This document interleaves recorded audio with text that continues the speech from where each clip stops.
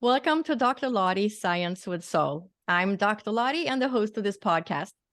Today, I am so excited to have P.M.H. Atwater back on the show, where she is going to discuss her just hot off the press book, which is really about her own journey instead of everybody else's near-death experience. And I can't wait for you all to hear the story and her journey, that really how she has paved the way for so many people and for all the people that have experienced the near-death experience. So let me just give you a little bit of background. So P.M.H. Atwater L.H.D. is one of the original researchers in the field of near-death studies, having begun her work in 1978. She has written 19 books on the subject. And her latest book, which is what we're going to be talking about today, is called Edgewalker: The Many Lives and Deaths of P.M.H. Atwater.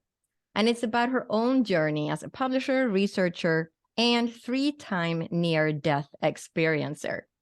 So welcome, P.M.H. It's such an honor to have you back on the show. It's fun to be here. Just great fun. So I want you to start by, we are always talking about everybody else's near-death experience, but can you start sharing a little bit about your own near-death experiences? Well, you could almost say my whole life has been that. Yes. Because if you're going to talk about my near-death experience, I think you need to first know a little bit about me. And that sort of turns the tables. Yep. Because I was born illegitimate at a time when that was a crime. I was born way after midnight near the chasm of Snake River, which is a huge canyon. And I've literally been an edge walker, canyon walker ever since. I love that. The audience might have a little fun in how things began to turn for me. Because my mother, of course, that was back in the days when you didn't have apartments. You didn't have a room to rent, like we have now. So my mother found a room above someone's attic or something with me, and the lady was having a fit because she did not allow children. So at 2 months, when I was 2 months of age, she was being kicked out. And in those days, where do you go? And she was desperate. And in a rainstorm, she had her arms around a great big lantern. In those days, you didn't have stoplights. No such thing. You had old-fashioned lanterns and the lights all over. And she was holding onto this lantern in a rainstorm. And Daddy's song, SOGN, from the Sognefjord. Well, he really wasn't from there, but he was born here, but he never spoke a word of English till he was 15. So, he was real Norwegian. He and Mama Song lived in Twin Falls, Idaho. They were there by accident because they were very rich people that lost their money in Black Friday or something, and they were sort of stuck in Twin Falls, Idaho. And Daddy's son happened to be walking by, and he went over to this woman, this lovely young woman, crying, holding the lamppost. And said, "What's the problem?" And she told him. He said, "Oh, that's no problem. My wife loves kids. Come to our place," which we did. But my crib was in their bedroom, not hers. And I grew up thinking, well, who's this lovely woman that's going back and forth? I really don't care for her. When I was a baby, I would cry anytime anywhere near her. So it's sort of the beginnings of anti-mother. I grew up thinking I was Norwegian. And my mother finally took me back when I was 5 And we lived in a walk up across the street from where the Songs lived in Twin Falls. And your audience might be interested to know that first grade for me, I had to walk, I don't know, 5, 6, 7 blocks to school. Now, those were big blocks, sort of like being in New York City, those big blocks. Those are the kind of blocks I had to walk to get to my school. In those days, there was nothing but death everywhere, because we're talking World War II, we're talking Pearl Harbor, we're talking people screaming and crying even in the street. And in those days, they gave any family that lost someone in the war effort a big giant gold star decal that they put on their living room windows so everyone could see they lost someone in the war effort. So my walk to school was the walk of death, because I knew what those gold stars are. Kids aren't stupid. And this one morning, there were like 4 or 5 new gold stars overnight. And I remember standing there and sobbing and crying and sobbing and crying. I do not remember one single morning at all of first grade when I didn't have to stop my shudders and stop my crying just to walk in the door of my class. So I grew up with death. That was sort of complicated with me because I was born with dyslexia and synesthesia. Well, hardly anybody knew what dyslexia was, let alone synesthesia or differences in your senses. So I was the only kid in the first grade who could smell color, see music, and hear numbers. Well, it's telling the truth. That's what it was. But everybody else thought I was lying, especially the teacher and especially the principal. And I spent most of my first grade, excuse me, on a tall stool in front of the class, wearing a tall hat that said dunce on it, as an example of a bad child who told lies. So that was my first grade, death and lies.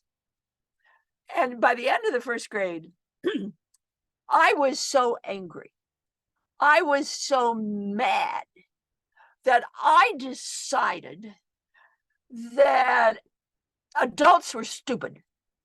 And I never wanted to be an adult when I grew up. So that's sort of the way I started, as this spunky kid who's surrounded by death and doesn't know what to do about it, is traumatized by it. But where do you go?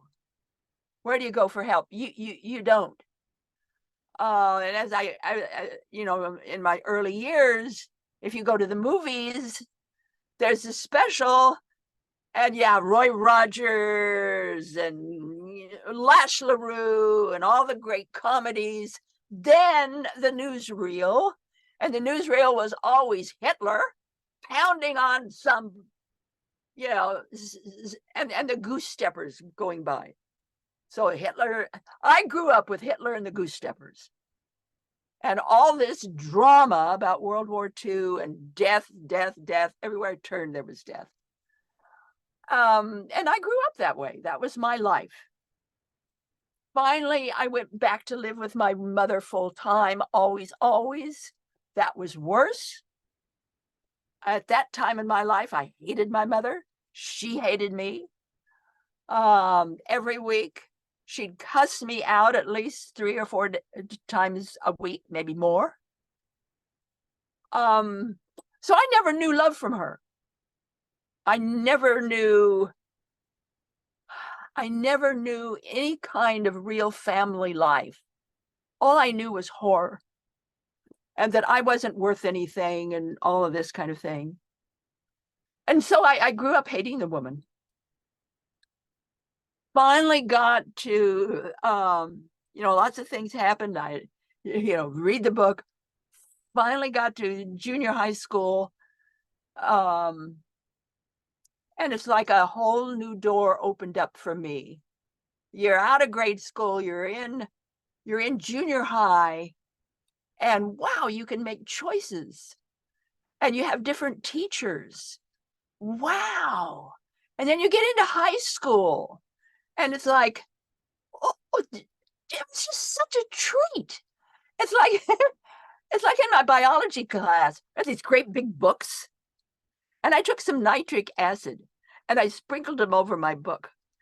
So you have these holes going all the way down through the book. I had to use that thing, by the way. If there was something missing, too bad for me. And one day I talked the entire class into walking out on the class. So we did. We all walked out.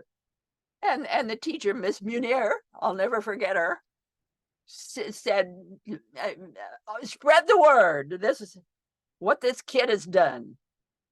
And so she was threatening to flunk everybody. So everybody ran back to school, a class. I did too, but I walked up to her class and I said, that's not fair. If you're going to flunk anybody, you have to flunk just me. It wasn't anybody else's fault. It was my fault. You have to flunk me. And her her answer was, just sit down, just sit down, just sit down, go away.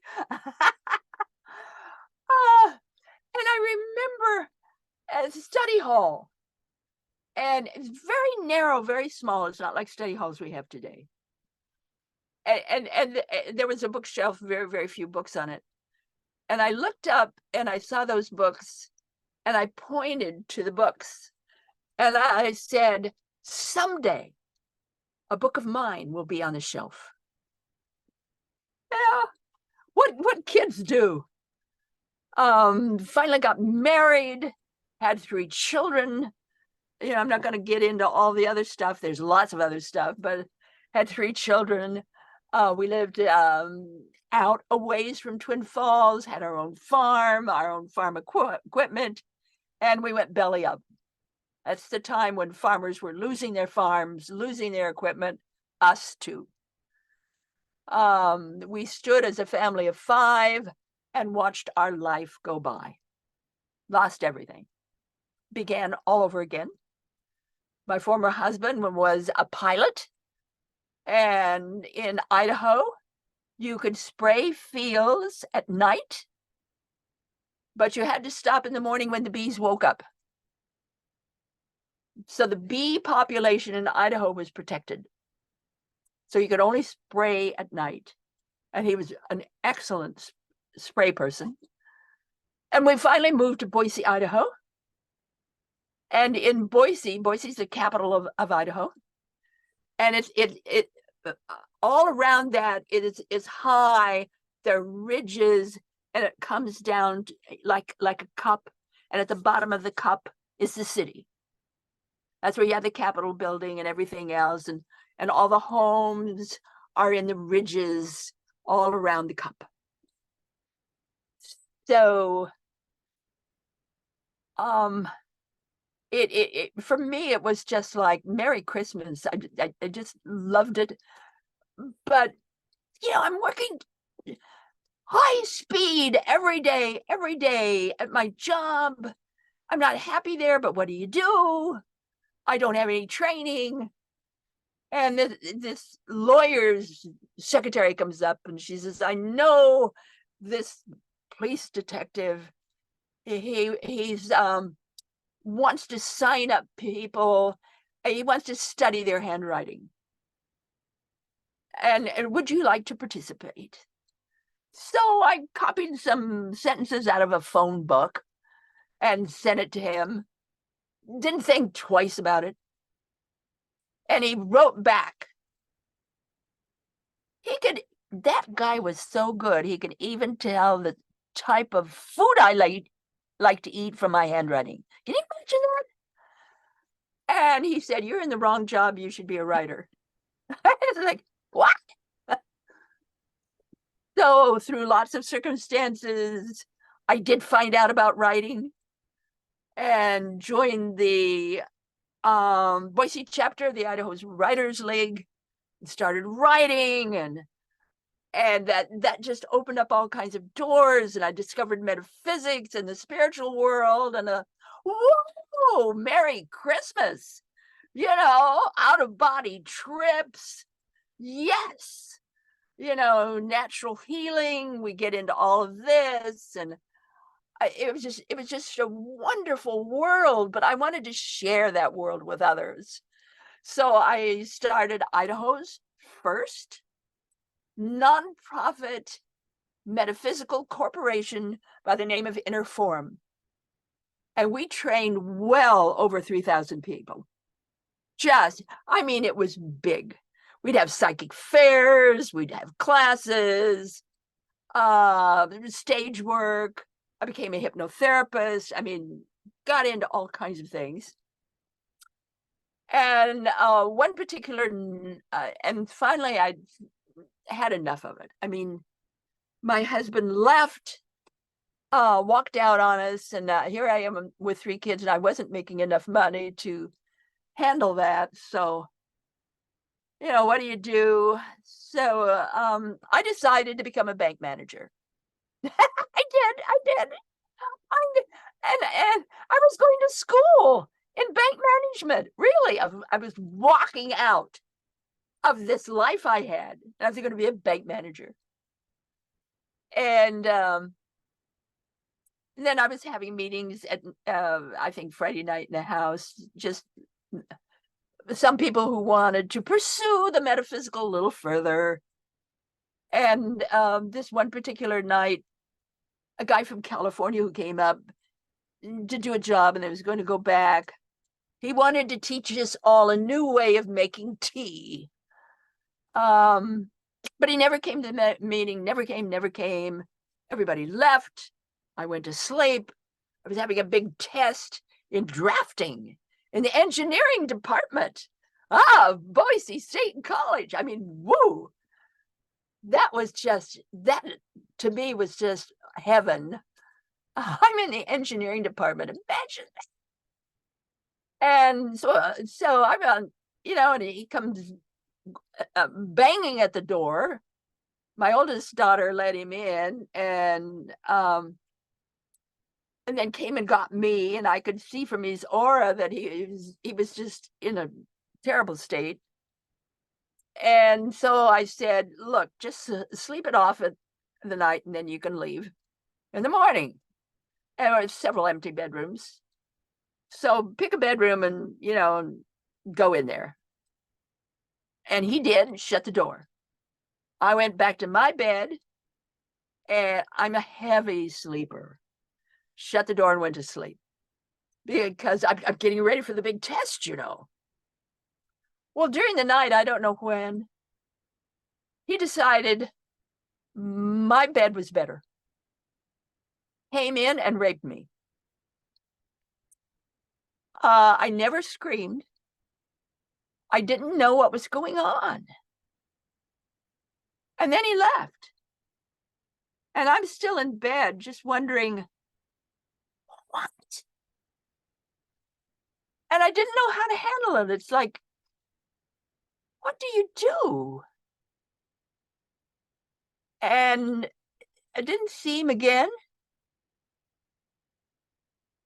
And what was it, in a couple of weeks or 5 weeks or whatever, found out I was pregnant.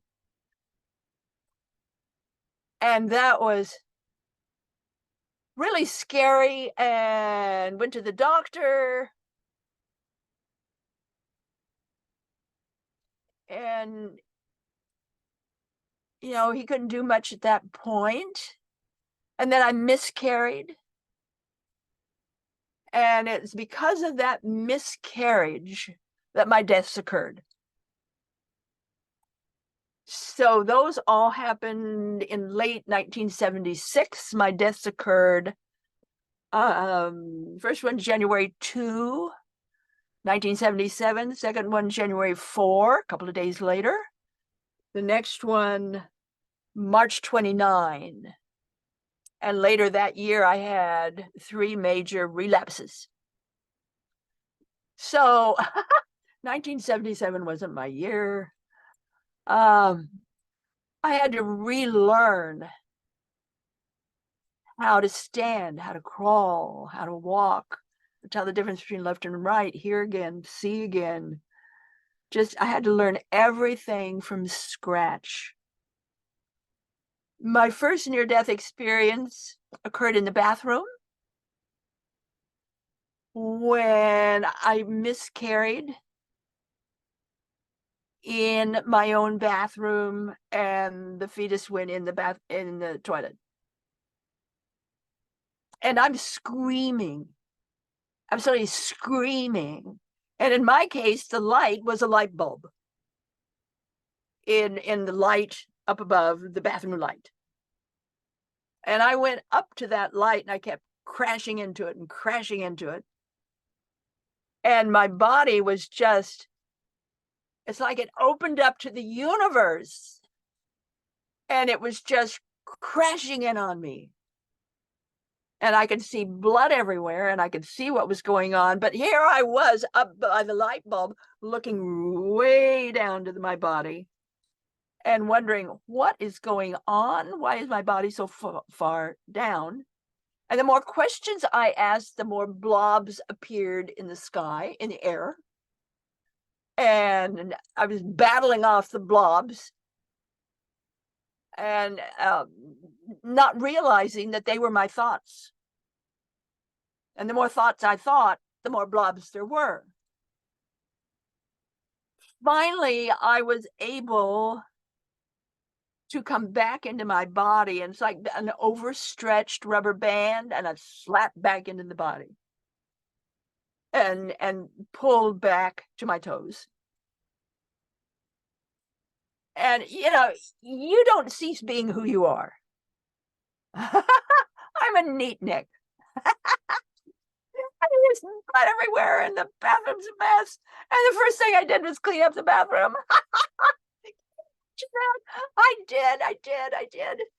Oh, and then I went to my bed, and I found every pillow I could find and built up this mountain of pillows and put my legs up there, and I went to sleep. I really did. I'm a good sleeper. I can sleep through anything.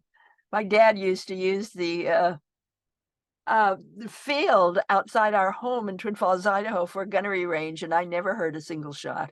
Never did. I thought the man was lying. But you know, all of that was happening, and it just, what is going on? It didn't make any kind of sense to me. And then my daughters were still home, and one son, he was gone, two daughters still at home.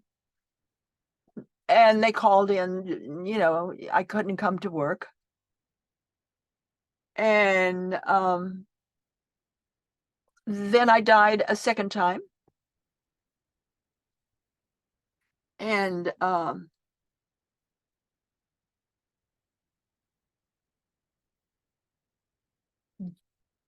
mean, how do you explain that? This time I was in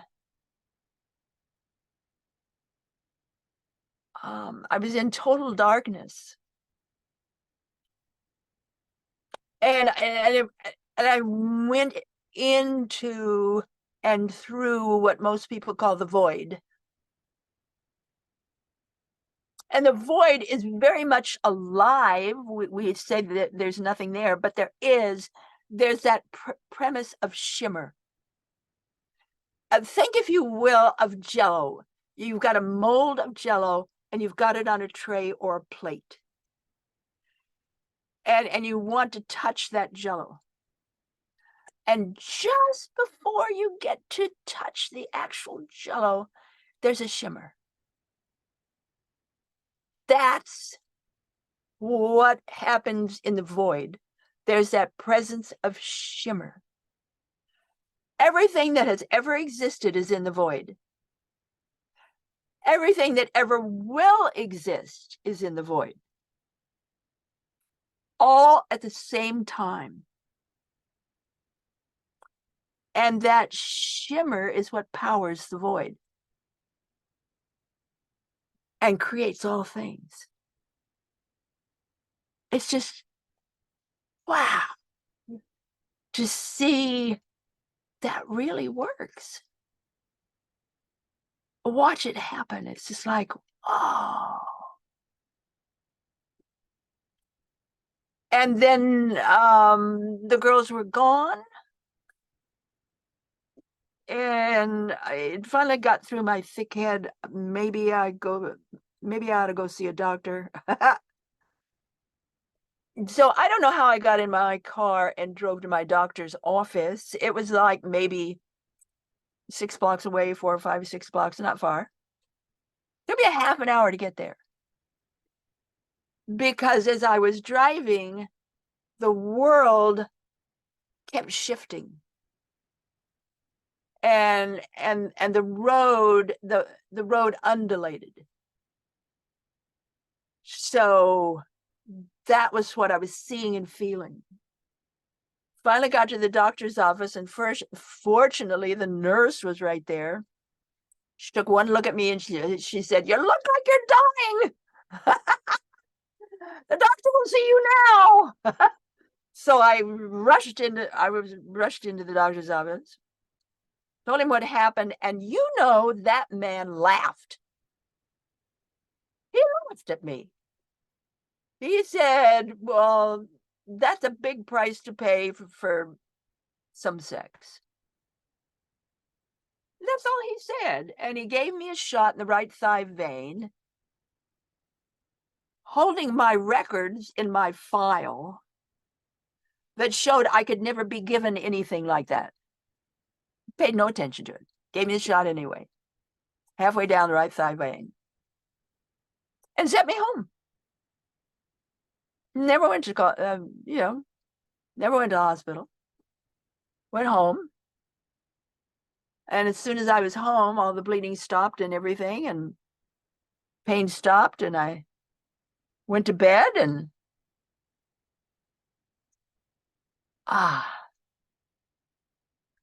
and I died the third time. So we're talking March 29. And this death was very profound. I woke up in the morning. Dr. Lottie, there was just so much pain that I was out of my head. And it occurred to me that I needed help. And our only phone in the house was a wall phone in the kitchen, which meant I had a long way to go to get help. And the girls were gone. So I crawled. I could not walk. I crawled from my bedroom through the living room into the dining room. And I only had to go 3 more feet where I could pull that phone down when I died again. And this was a long scenario with thought forms, finding out what thought forms are, leaving my body and then coming back down to see if it was really dead, waiting for a while. And when I was satisfied that I was really, truly dead, went back up, and I was so happy. I was so happy to be out of that body, and I twirled around the dining room light. It was not on, but I twirled around it like a maypole, like it was a maypole, and I was celebrating life, and everything I thought took shape. But this time there was beautiful thought forms and beautiful colors and iridescent and translucent, and it was just so beautiful. And while I was in this world, whatever it was, my house disappeared. And I was suddenly in this, I don't know where I was, world. And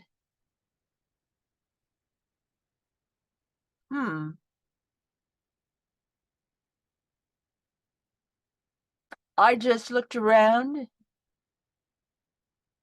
and I felt so strong. I felt as if I was finally me. I was who I really am. I'm not a person in a body. I am who I am.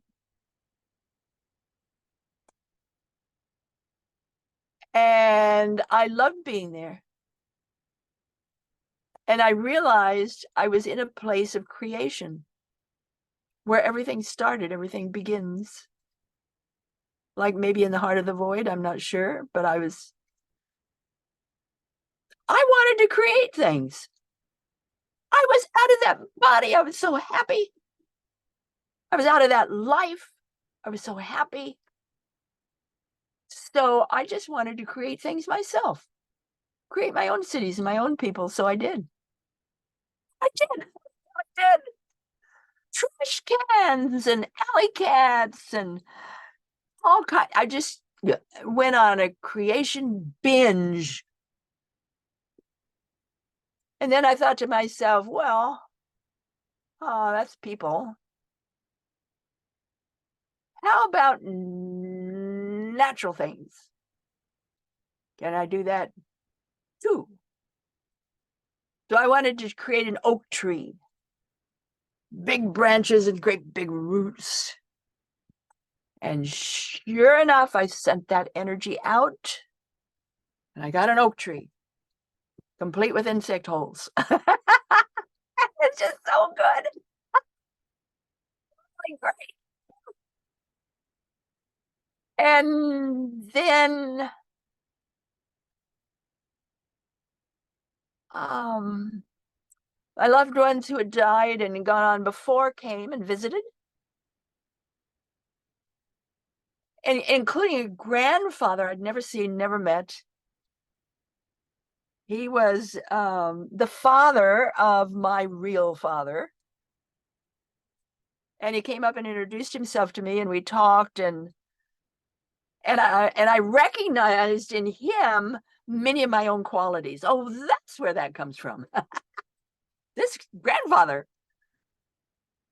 And then Jesus came. I'd always wanted to see Jesus. There he was, my elder brother. Yes. And I ran up to him and put my arms around him, and he put his arms around me, and we laughed and we cried together. And there was no big epistle or no big sermon or just joy at meeting my big brother. And I was so happy. And then he left.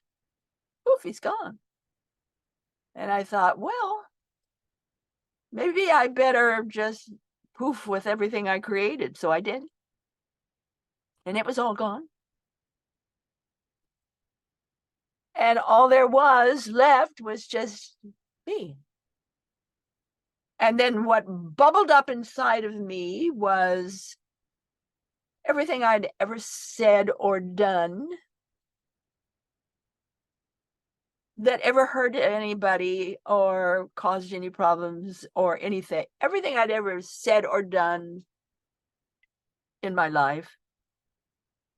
And it all bubbled up. And it sort of like your past life review. I had the past life review. And what I learned is that every thought we think, no matter who you are, goes out and has a life of its own after you think it.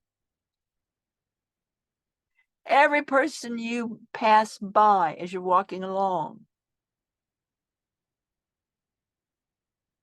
they absorb some of your energy as you go by, and you absorb some of them. There's this exchange of energy. And that's happening with people. It's happening with soil, animals, trees, plants. We're all part of the same soup, if you will. And we all nourish or hurt each other with what we say or do or in our life. And that was a shocker, because I didn't realize that what I think can go out and hurt someone or have a life of its own, or so I learned right there and then to be careful what I think. And but all in all, I was satisfied with my life because I was a doer, always did things. I didn't wait for somebody else to tell me what to do. I got up and did it myself. And I like that. I thought that's a pretty good quality. I'm going to keep that. So I blessed myself. I forgave myself. And in that forgiveness, I flowed back into my body, almost like a magic flying carpet came back into my body and brought it back. and just decided that I'm going to live differently. I'm going to be different. Life is different than what I thought. And I think that was my second one, and my third one was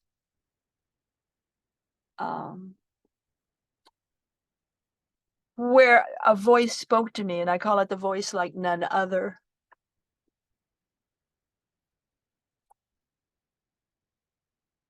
And that voice said, test revelation. You are to do the research. One book for each death. It did not name book one. I kind of think that was Coming Back to Life, my first big book, but it didn't name it. It did names book 2 and 3. Book 2 is Future Memory. By the way, folks, that's not a book. That is a labyrinth. And you read through it like you walk through a labyrinth. If you try to skip through the book, forget it. But if you read through it like you walk through a labyrinth, it will somehow heighten and increase brain power or lift you in some really wonderful way. The third one was a manual for developing humans. And it's really about, well, what was it, 1,000 years ago or so, 1,500 years ago or so, the word for God was Hugh. Hugh, that was God, Hugh. So God man was human, Hugh woman, Hugh. God man, God woman. And we were all meant to be filled with that knowing of who we are. We are co-creators with the Creator. We are children of God. So with that help of that voice, many, many decades later, I actually wrote the book, A Manual for Developing Humans. It's a fun book, by the way. It has lots of thought form drawings in it, but it will help you to totally turn your life around. Teaches you how to talk, teaches you how to think in very simple ways. That's the first part of the book. And it's just a fabulous little book, A Manual for Developing Humans. It's really kind of,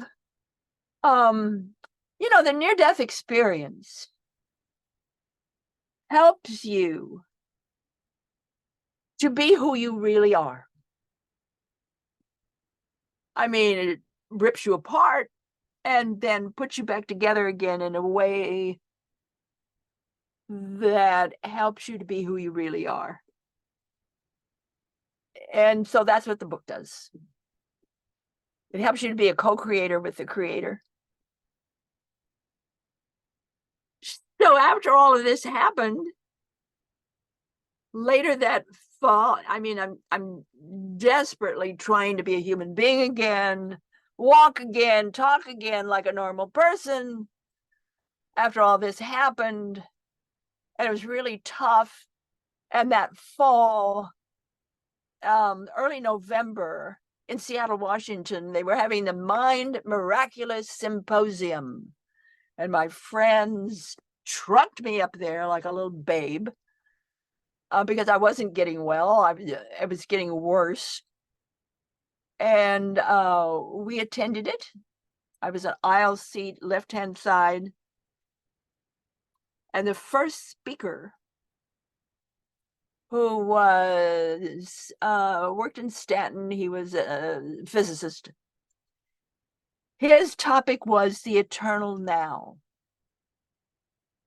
And I couldn't tell you a thing he said, except at the very end of his talk, he flashed up onto this giant screen, several stories tall, what he felt mathematically was the diagram and drawing of the eternal now, that the eternal now can be comprehended, and we can see what it is. And he flashed up there exactly what I saw in my third near-death experience. So I got up and left and collapsed in the hallway under a light. And I was just crying and crying and rocking and crying. And I'm not crazy. I'm not crazy. He saw it too. I'm not crazy. I'm not crazy. And from that moment on, when I realized I wasn't crazy, I began to get well. And then the next year, I left Idaho, sold a home I just bought, sold it, and walked out on my life. Sold almost everything I had or put it in storage. And drove first to the West Coast to see the sunset silver over the Pacific, and then drove to the East Coast and saw the sun rise golden over the Atlantic. And that's when I began my research. Believe it or not, you know, I'm a cop's kid, right? So believe it or not, the first time I shared my experience with anybody,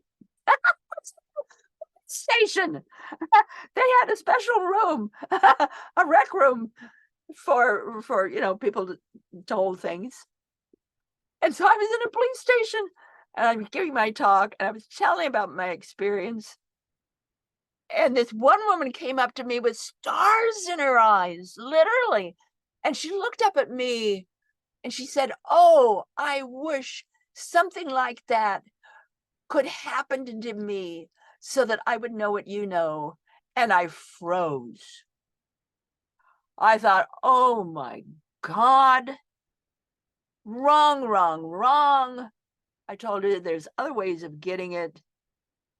And I never shared my experience again for several decades.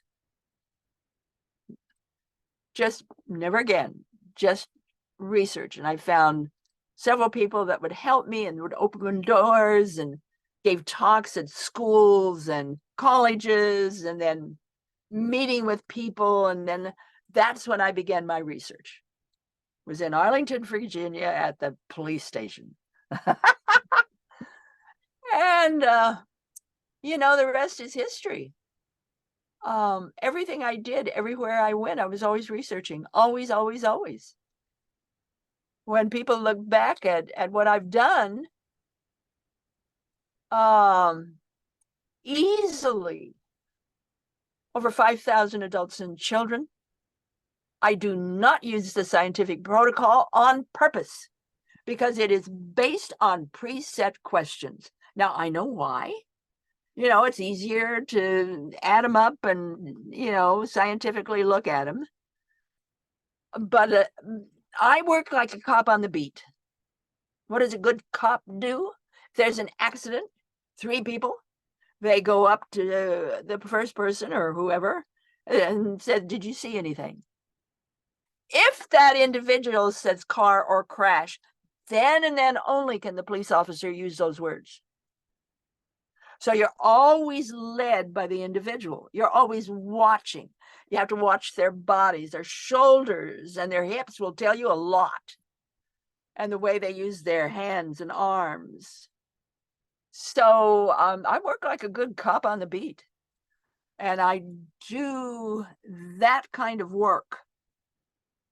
And then I test it. Whatever I do, I test it. There's no other near-death researcher on this planet who has done the work I have as deeply as I have in the manner that I have. I mean, there's wonderful researchers on this, like Bruce Grayson, Kenneth Ring, we can go on and on. But none of them were as thorough as I was in being with the individual and doing the work. And fortunately, I found a job in Roanoke, Virginia, where they would send me all over from the Mississippi River east, all over to work jobs for them. And wherever I went, there were near-death experiencers. I just want to share one little thing, and then I'll back away and let you talk. Me talking all this much. Sorry, I apologize. But anyway, I want to share one little thing that happened when I was out doing my job, but still working. And it was at Macon, Georgia, and I was at a truck stop. And it was, coffee break time. I don't drink coffee, I drink water. So I had a little book I was reading. So I'm seated at this table reading my little book, drinking my water. And this guy comes up. I swear he's as wide as he is tall. He says, "Lady, anybody sitting in that chair next to you?" I said, "No." "Can I sit there?" And I thought about it, and then I thought, okay. So I sat there, puts his elbows on the table, leans in, and he says, "I still drink and I still smoke, but I want you to know all about the time I died." Well, here he goes. That for me. And that's the way my research has gone. I finally decided after years and years and years of this that I must be wearing a sandwich board that on the back says, "Come up to me and tell me about your near-death experience."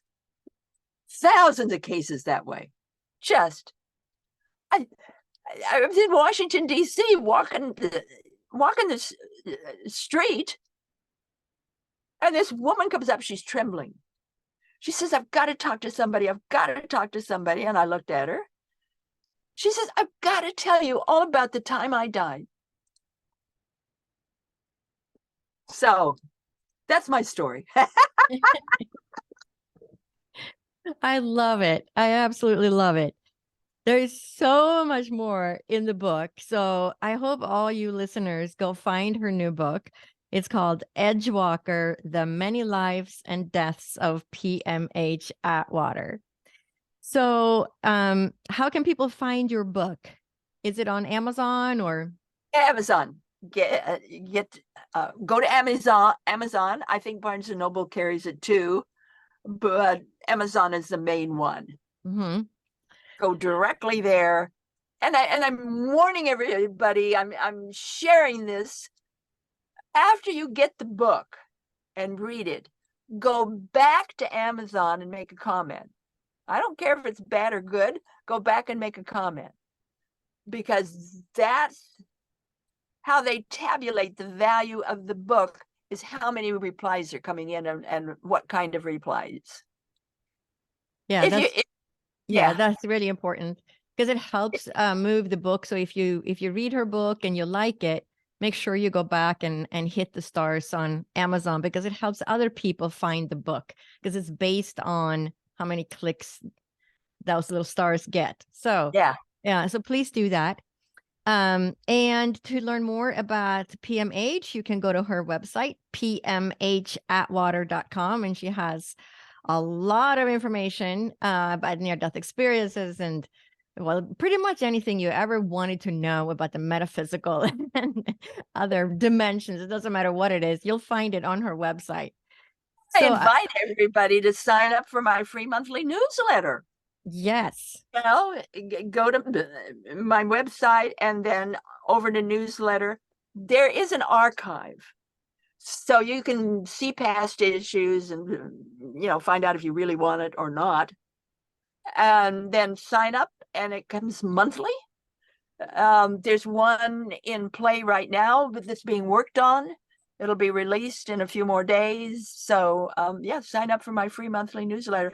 I warn everybody, though, it's only for the curious. You have to be curious. Yes, you should be curious about life and your existence, and you'll learn so much from her newsletter. So everybody, go to her website, sign up for her newsletter, and go look into getting her new book, Edgewalker: The Many Lives and Deaths of P.M.H. Atwater. So I want to thank you so much, P.M.H., for taking the time and being a guest today. Oh, you're so sweet.